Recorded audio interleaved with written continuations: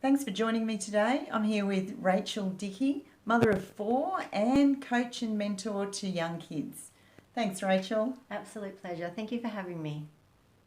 How can we, as parents, if we want to put our kids, our young kids, on a good path and set them up with a strong foundation so that when they come into the environment of drugs and peer pressure, that sort of thing, how can they be strong within themselves?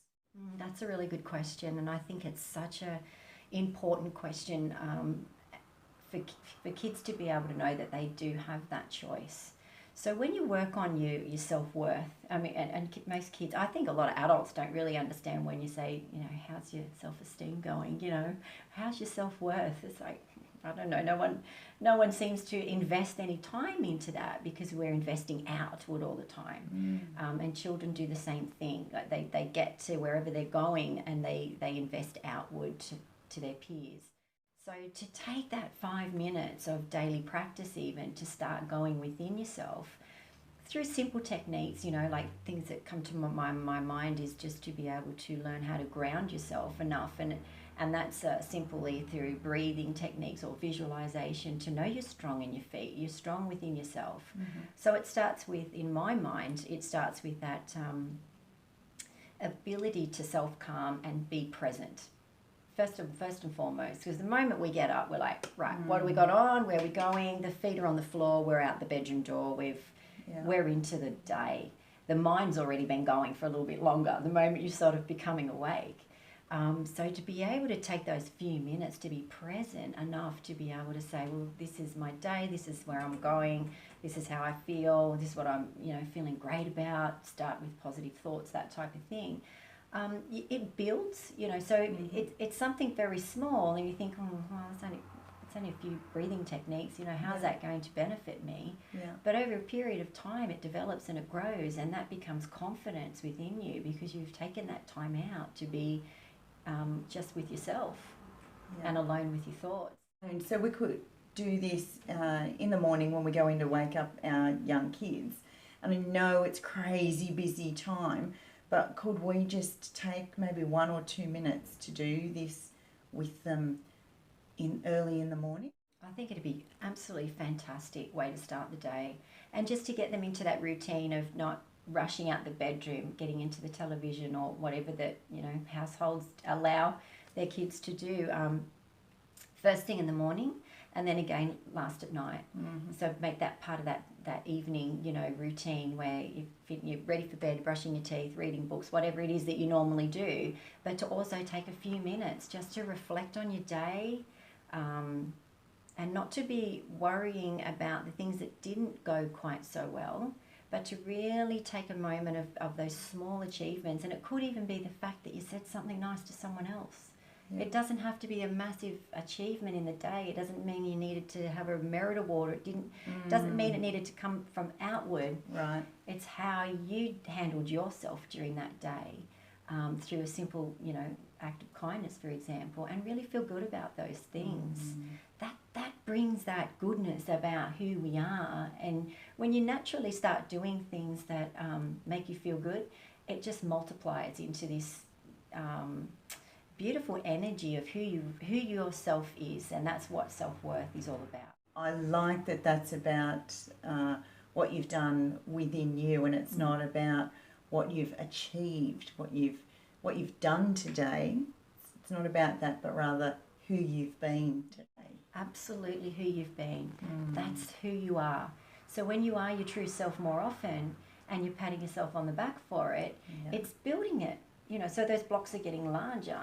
We don't want to confuse it with ego, because of course ego is what other people and ourselves think of us. It's not who we truly are. So when those your natural abilities start coming forward and you start appreciating yourself for who you are, you're lifting your chest higher, you're confident, and to have those simple little tools under your belt as you grow, by the time you need to have that challenging conversation with yourself, is this good for me? Should I really be taking this pill, or should I really be smoking these drugs? I mean, what am I going to be doing to myself? If you've got that few minutes and you can do it, you've got a choice. A choice, yes. Be strong enough within to make choices for yourself. So can we just quickly recap on those couple of things, breathing technique, mindfulness, just for our absolutely. parents out there? Yeah, most definitely. So I would recommend that, first thing in the morning that depending on the age group, of course, that we're talking about, because, younger children have a less amount of time to be focused on what it is you're saying to them. I don't necessarily think that it's something that we as parents need to do with them. It's even just planting that seed. I'll just give you a quick example.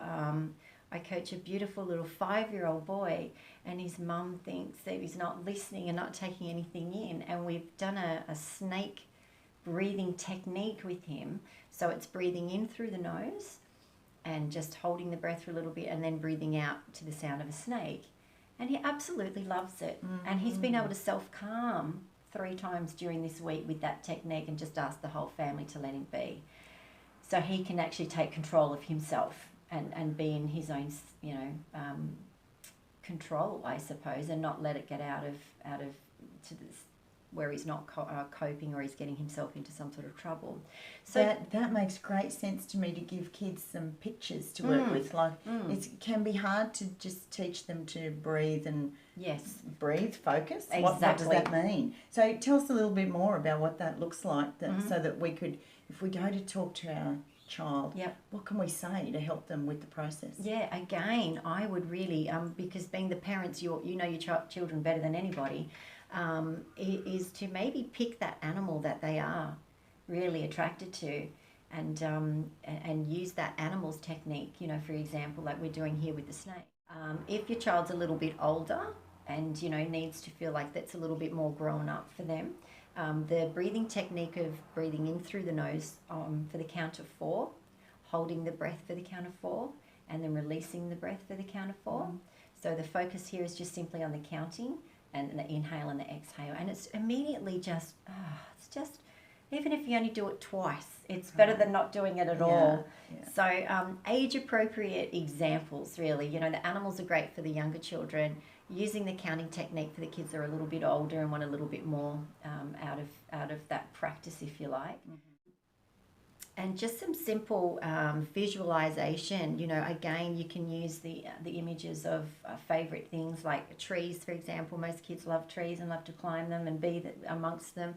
So you can ask them to imagine that their feet are like the tree trunk in the ground, really, really in the ground, like the roots. Or at the beach, I often use this example where the sand is up around your ankles, your feet are right in that sand, you can't move anywhere, you can relax your upper body, but you're in the ground.